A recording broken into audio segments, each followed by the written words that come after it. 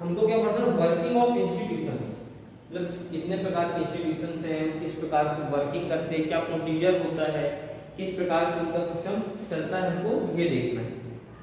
ये chapter number 4 working of institution.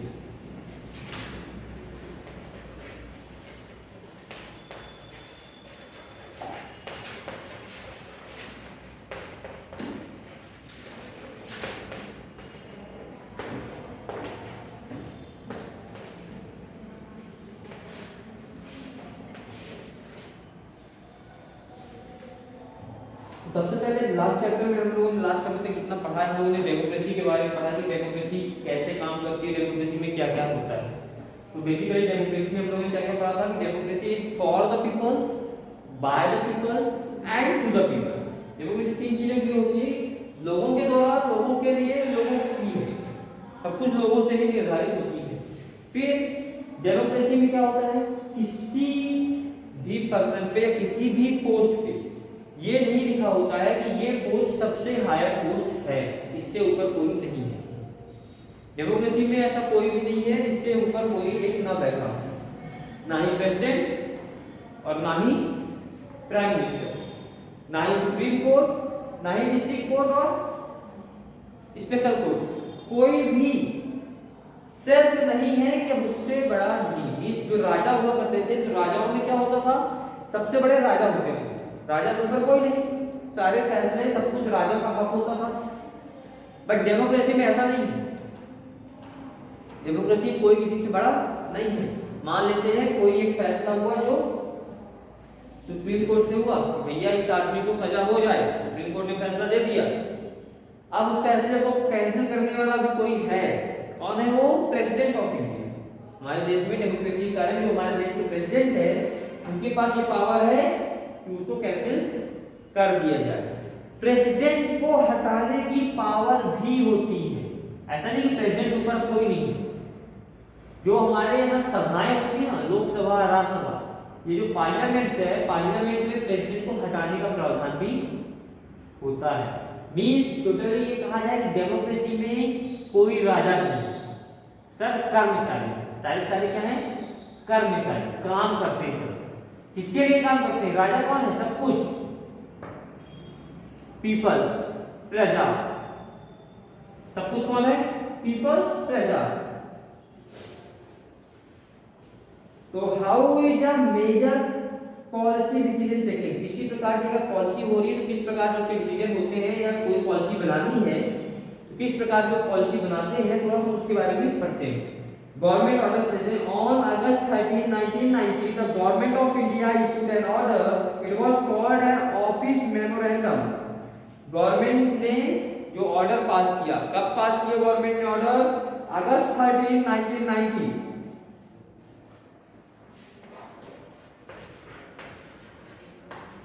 13 अगस्त 1990 को पास किया। उस ऑर्डर में क्या कहा गया, मेमोरेंडम। कौन से मेमोरेंडम, ऑफिस मेमोरेंडम कहा गया। Like all government orders it had a number and is known as by that OM number.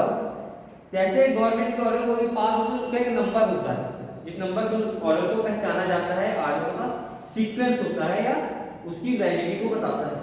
जैसे उस ऑर्डर का नंबर क्या था, OM नंबर 36/2/30-EST-SCT। फिर उसके बाद उसकी डेट 13/8/1990 जब पास किया गया। The joint secretary and officer in the Department of Personnel and Training in the Ministry of Personnel, Public Grievance and Pensions signed the order। अब किसने साइन किया ऑर्डर को, ज्वाइंट सेक्रेटरी ने साइन किया। किसने किया, ज्वाइंट सेक्रेटरी ने। It was quite short, barely 1 page, लगभग वो क्या था, 1 पेज का था, थोड़ा सा क्या था, ये कितने का था, 1 पेज का। It looked like an ordinary circular or notice that you may have seen in school. The government issues hundreds of orders every day on different matters, but this one was very important and became a source of controversy for several years. अब देखिए, government बहुत सारे order pass करती है। अब वो order बहुत ज्यादा चर्चित नहीं रहते, बहुत ज्यादा चर्चित। ये ऑर्डर ऐसा था जो लोगों के बीच था, लोगों के बीच में सालों तक, लोगों के बीच में सालों तक चला। ऐसा नहीं था कि ये ऑर्डर इशू हुआ, 2-3 दिन की चर्चा हुई फिर उसके बाद खत्म। मतलब सालों तक चलना किसी ऑर्डर को बहुत बड़ी बात कहलाती है कि साल भर उसकी चर्चा हो रही है कि गलत है कि सही है। ऐसा ऑर्डर था, ये बहुत हैवी ऑर्डर था, किसी हैवी इवेंट को लेकर निकाला गया। The order announce the major policy decision. अब ऑर्डर क्या था? एक पॉलिसी डिसीजन लाया था। कैसा डिसीजन था वो? It says that 27% of the vacancies in civil post and services under the government of India are reserved for the socially and educationally backward classes. कैसा ऑर्डर था ये? 27% सीट्स जो सिविल एग्जाम्स होते हैं, सिविल सर्विसेज होती है government की, उसमें एजुकेटेड बैकवर्ड क्लास के लिए थी। किसके लिए थी? बैकवर्ड क्लास के लिए। SEBC is the another name for all those people who belong to caste that are considered backward by the government. SEBC मतलब क्या होता है? वो क्लास को रिप्रेजेंट कर रहा है जो गवर्नमेंट द्वारा बैकवर्ड क्लास कंसीडर की जाती है। The benefit of job reservation was till then available only to scheduled caste and scheduled tribe. उस समय जो बेनिफिट था किसके लिए था? शेड्यूल्ड ट्राइब और शेड्यूल्ड कास्ट के लिए, SC और ST के लिए था। Now a new third category called SCBC was introduced. Only person who belong to backward classes were eligible for this quota of 27% jobs. अब ये SCBC के लिए कैटेगरी बना दी गई, तीसरी कैटेगरी, जिसके लिए ये 27% का जॉब कैटेगरी रिजर्वेशन कैटेगरी लागू होती है। डिसीजन मेकर्स, डिसीजन बनाता कौन? तो कौन बनाता decision? President is the head of the state and is highest formal authority in the country. President के पास सबसे ज़्यादा authority होती है और head भी होता है। Prime Minister is the head of government and actually exercise all governmental powers to take most decision in the cabinet meeting. Prime Minister क्या होता है? Government का head होता है और इसके पास क्या पावर होती है कि कोई भी डिसीजन ले सकता है, बट कहाँ पे ले सकता है? कैबिनेट मीटिंग में। Parliament consist of the president and 2 houses. Parliament में प्रेसिडेंट और 2 हाउस होते हैं। कौन से हाउस होते हैं? लोकसभा और राज्यसभा। तो ऑफिस मेमोरेंडम और the culmination of the long chain of events. Office memorandum क्या होता है? एक बहुत लंबी चेन होती है।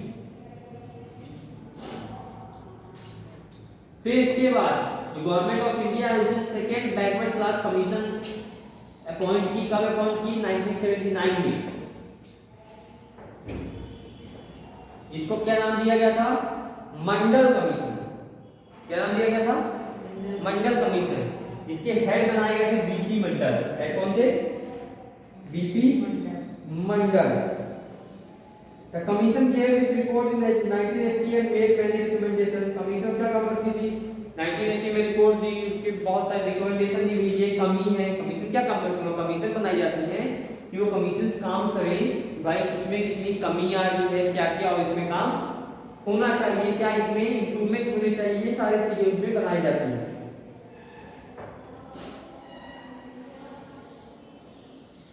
फिर इसके बाद आपको 2-3 चीजें पता होनी चाहिए। क्या? जो उसमें लीडर थे वीपी सिंह जो हमारे देश के प्राइम मिनिस्टर भी बने थे। सेवरल डेवलपमेंट उनके राज्य में हुए थे, बहुत सारे डेवलपमेंट हुए थे। कैसे हुए? The president of India in the address to the parliament announce the intention of the government to the implement of the recommendation of the Mandal commission. Mandal commission के द्वारा जो रिकमेंडेशन दिए गए थे उसमें इंप्लीमेंट करने के लिए प्रेसिडेंट ने आदेश दे दिया। दूसरा क्या हुआ? 6 अगस्त 1990 में यूनियन कैबिनेट ने फॉर्मल डिसीजन इंप्लीमेंटेशन का लिया। जो यूनियन कैबिनेट थी उसने क्या किया? इंप्लीमेंटेशन पे डिसीजन ले लिया कि हमको क्या क्या इंप्लीमेंट करने हैं। Next day prime minister VP Singh inform the parliament about this decision through the statement in both of the houses. और दूसरे दिन जो हाउस थे हमारे यहाँ पे, पार्लियामेंट थे, हाउस थे, यहाँ पे लोकसभा और राज्यसभा में ये बात रखी गई कि हमने ये इम्प्लीमेंटेशन की बात रखी गई है। वहाँ पे क्या होता है, वहाँ पे फिर चर्चा होती है कि कौन कौन इसके पक्ष में है, कौन कौन विपक्ष में है।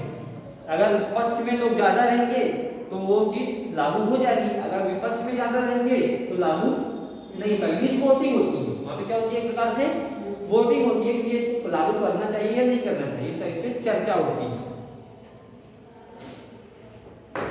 और फिर जाके डिसीजन ले लिया गया और फिर कहाँ भेज दिया गया डिसीजन लेके, डिपार्टमेंट ऑफ पर्सनल और ट्रेनिंग पे। फिर वहाँ पे ज्वाइंट सेक्रेटरी ने साइन कर दिया, ज्वाइंट सेक्रेटरी ने क्या कर दिया, साइन कर दिया, और ये लागू हो गया, और ये लागू फिर हो गया।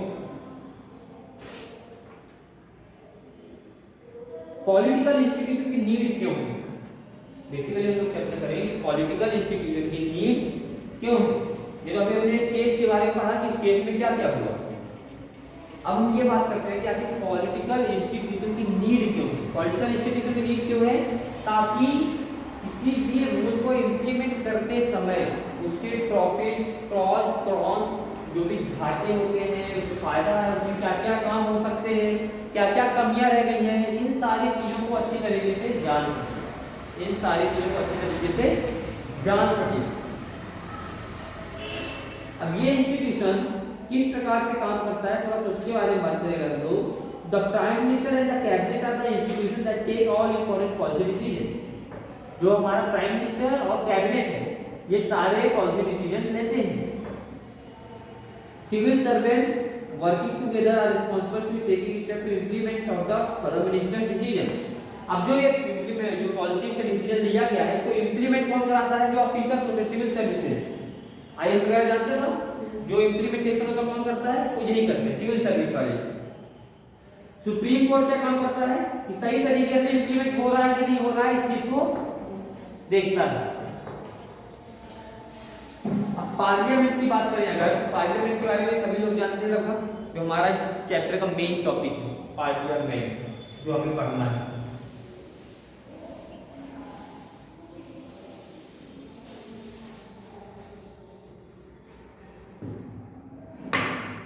पार्लियामेंट में क्या होता है, जो भी हमारे देश में नेशनल असेंबली, हमारे देश क्या है नेशनल असेंबली, वहां पे कौन रहता है, जो हमारे रिप्रेजेंटेटिव, सांसद हम लोग निकालते हैं, जो हमारे रिप्रेजेंटेटिव है, जो हमारी बातों को वहां जाके रखते हैं उस असेंबली में, वो रिप्रेजेंटेटिव वहां पे जाते हैं और मीटिंग होती है, और हर एक जगह की वहां पे डिस्कशन किया जाता है कि ये हमारे यहाँ ये कमी चल रही है, हमारे यहाँ ये कमी चल रही है, इस चीज पे ये काम करना जरूरी है। तो वहां पे चर्चाएं होती हैं और डिसीजन लिए जाते हैं।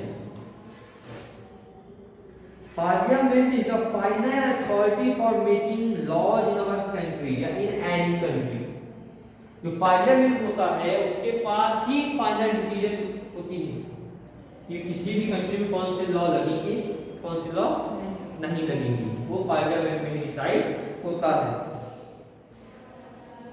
और गवर्नमेंट किस प्रकार से काम कर रही है, गवर्नमेंट की फंक्शनिंग को भी कंट्रोल कौन करता है, पार्लियामेंट करती है। कौन करता है, पार्लियामेंट करती है। पार्लियामेंट और all the money that government है, किसका कंट्रोल करती है, गवर्नमेंट के पास जितना भी पैसा है, गवर्नमेंट के पास जितना भी पैसा है, उन सभी पैसे को कौन कंट्रोल करता है, पार्लियामेंट। और एक पार्लियामेंट की असेंबली होती है उसको क्या कहते हैं, लेजिस्लेचर। क्या कहते हैं, लेजिस्लेचर, लेजिस्लेटिव असेंबली।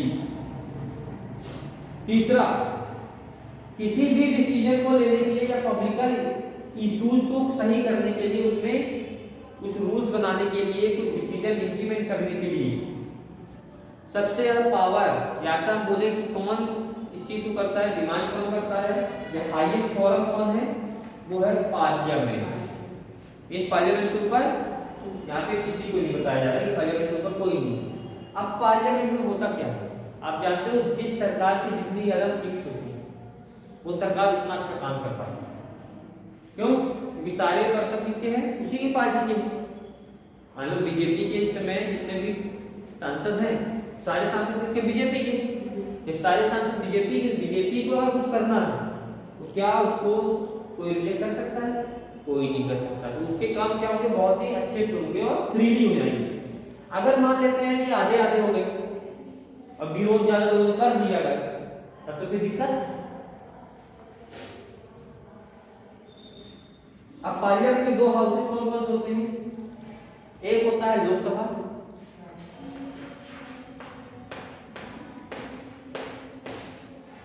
दूसरा होता है क्या? राज्यसभा। लोकसभा में कितने मेंबर होते हैं?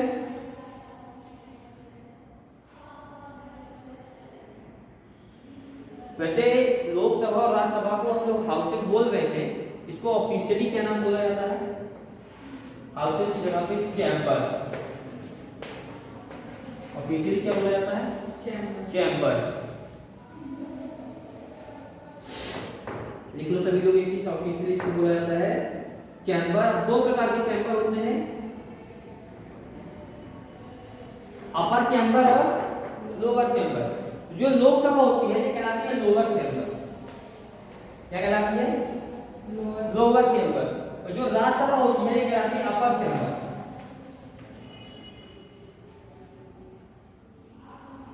अब देखिए अपर चैम्बर और लोअर चैम्बर से समझ में आता है हमें कि राज्यसभा के पास ज्यादा पावर होती है और लोकसभा के पास कम पावर होती है।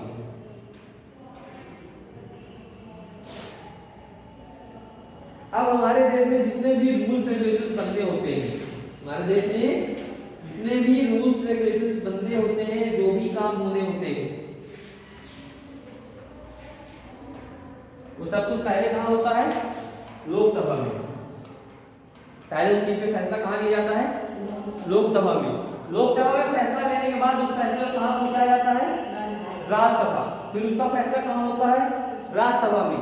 फिर राज्यसभा में जब फैसला हो जाता है तो फिर वो जाता है प्रेसिडेंट के सिग्नेचर होते हैं और लागू कर दिया जाता है। प्रेसिडेंट के सिग्नेचर होते हैं और फिर लागू कर दिया जाता है। अगर इन दोनों में से किसी एक ने भी रिजेक्ट किया, इस लोकसभा रिजेक्ट करेगी तो आगे जाएगा ही नहीं। अगर राज्यसभा ने रिजेक्ट कर दिया तो भी आगे नहीं जाएगा, वो वहां पे खत्म। दो में से कोई भी रिजेक्ट कर दे तो वो लागू नहीं होगा, वो चीज लागू फिर नहीं होती है।